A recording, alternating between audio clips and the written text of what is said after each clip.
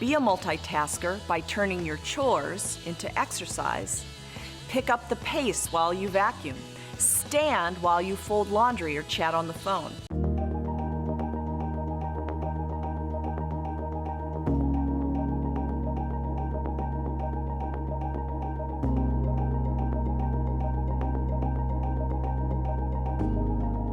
Hi, I'm Dr. Vonda Wright, here with a simple tip to help you break down fat. Try standing more.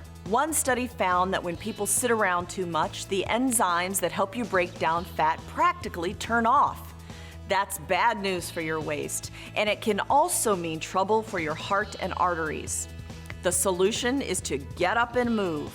Pace back and forth, stand up, and do whatever you can to move your legs. Try these tips. Be a multitasker by turning your chores into exercise. Pick up the pace while you vacuum. Stand while you fold laundry or chat on the phone. Another way to move while sitting is to bounce your knees or make your daily commute a workout.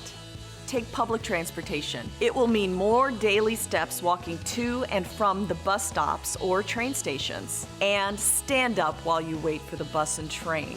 For more ways to live healthy, watch all our smart tips.